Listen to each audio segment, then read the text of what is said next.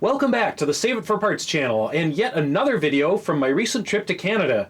Last month, we went up to Carp, Ontario to pick up a geodesic dome from a former NATO satellite facility. If you want to see more about that, check out my other videos on the project, which I'll link below. The satellite facility that we visited is related to Canada's largest known Cold War fallout shelter. Authorized in 1958 by Prime Minister John Diefenbunker, this became known as the Diefenbunker once the media found out about it. The bunker was one of approximately 50 emergency government headquarters scattered around Canada. Located close to the capital in Ottawa, this one was intended to protect the Canadian government and gold reserves in the event of nuclear war. The bunker consists of 4 levels, plus entrance tunnel, vent shafts, and a detached vault chamber. It was designed to be self-sufficient for up to a month with over 500 people inside.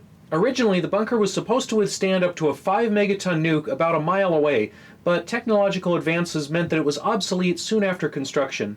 Despite its questionable utility and public backlash against construction, the Diefenbunker remained operational until 1994.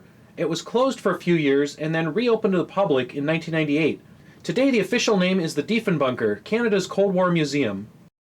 When I found out the Diefenbunker was next door to Canadian Space Services, I knew I had to see it. I contacted the museum, and even on short notice, they very generously gave me permission to film inside. There are a couple areas and exhibits that were off limits or couldn't be filmed for various reasons, but we got to see most of the facility. It took 2 hours to quickly walk through the whole place, and I would really recommend at least 4 hours if you want a good solid look at every exhibit. After checking in at the front desk, the self-guided tour begins at the decontamination area. This is where personnel would have discarded contaminated clothing and showered off any fallout before entering the rest of the bunker. Next, we saw the small hospital on the top floor. This included a surgery, laboratory areas, and a dental office. That's interesting.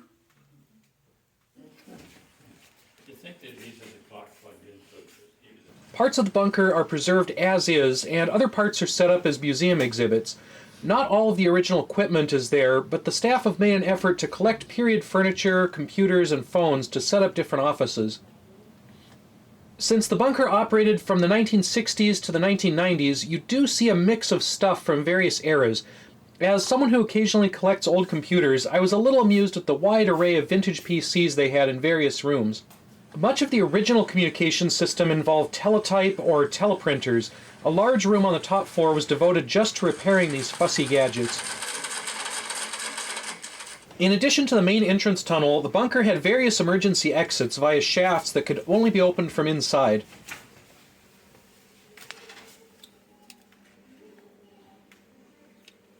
The former radio rooms are still in use by local amateur operators, some of whom were on duty when we visited. Unfortunately, we didn't have much time to sit and chat. I would have loved to talk to these guys some more. At this point, we had nearly finished circling the top floor and began seeing more exhibit rooms. One contained displays from a broken arrow incident in British Columbia. Broken arrow is code for when a nuclear bomb goes missing. Back in 1950, a U.S. bomber on its way from Alaska to Texas had multiple engine failures and was forced to jettison an atomic bomb just off the coast. Some of the crew were rescued after bailing out, but the plane wasn't found for several years, and the bomb itself still hasn't been found. Descending to the 3rd level, we saw more teletype machines in the Federal Warning Center. Similar to the U.S. Civil Defense Office, this department would have monitored the effects of a nuclear war in Canada.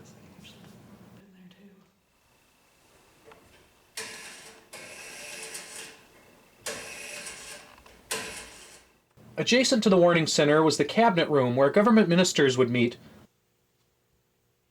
The Cabinet Secretary's large office connected to this. The adjacent Emergency Center was set up for briefings and status updates to the ministers and the public.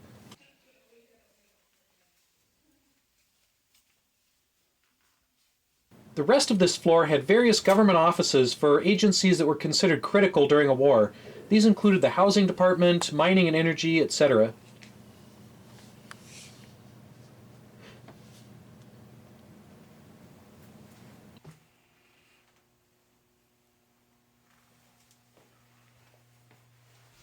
At the back of the 3rd floor, a large computer center ran various parts of the bunker's mechanical systems and air supply. It also coordinated communications between offices and the outside world.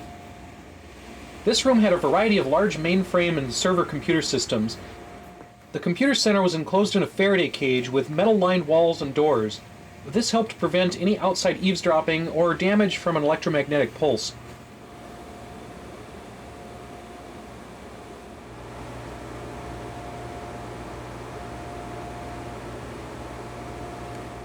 Large parts of the second and third floor appeared to be living quarters for the government and military staff.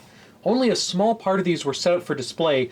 Much of the remainder seems to now be used for storage and an escape room business.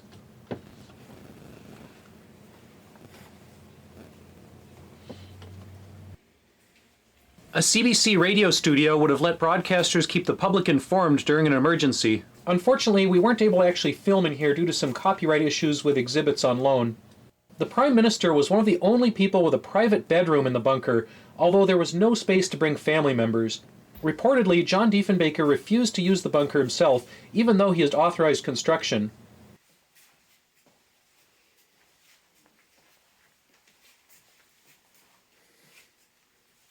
Some ministers did have small offices to themselves, but despite the large size of the bunker, there wasn't much privacy here. Levels 1 and 2 are a bit confusing and overlap in places. The main stairway brings you to several ramps, and we initially went to the bottom and visited the Bank of Canada vault. This chamber was separate from the main bunker, accessed by a long tunnel.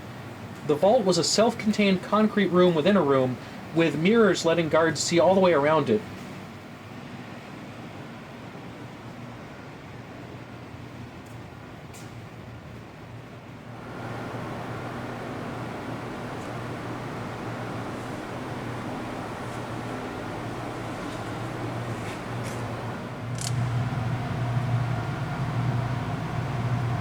In the event of a nuclear war, the bank's gold reserves would have been hidden here. Up on the second floor, we saw the combined cafeteria and recreation area for the bunker.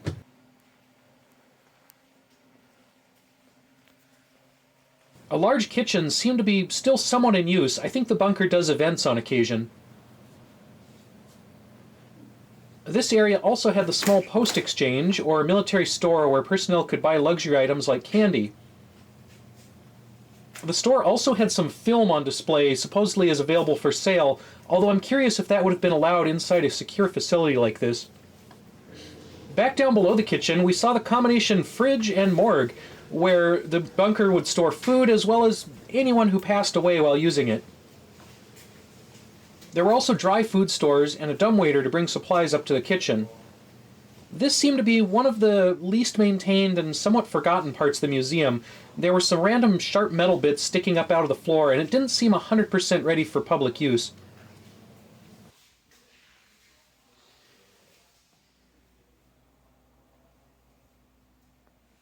Unfortunately, the mechanical room containing the generators and air filters is another spot that's not ready for public use, and this wasn't open when we visited. Apparently, this part of the bunker is pretty difficult to make safe for the general public while still preserving its appearance. The Diefenbunker website does have a 3D virtual tour of this area, and I'll make sure to link that down below. After we exited the bunker, we climbed up the artificial hill to look at some of the antennas and vents on top of the buried structure.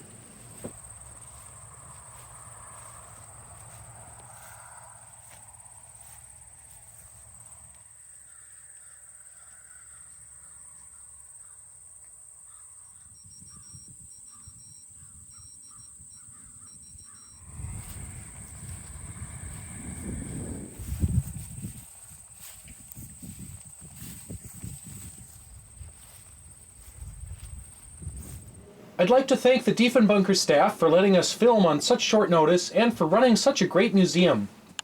My video really doesn't do it justice in the short time we had available. We were really hurrying through here and we only had a phone and a small camcorder, so some of my shots aren't the best. Even 2 hours was really a rushed visit, so hopefully I can come back again when I have more time. We also missed some things like the audio tour, guided tours, and the virtual reality displays. What we did see was fantastic. The only disappointments were the off-limits machine room and the very limited gift shop. Some t-shirts or stickers would have been nice to bring home for friends and family.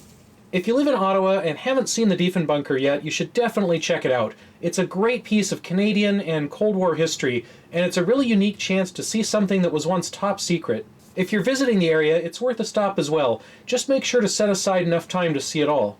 Check out the links in the video description for more about the Diefenbunker, the nearby CSS building and the radar dome, and the rest of our Canadian trip. Thanks for watching, and we'll see you next time.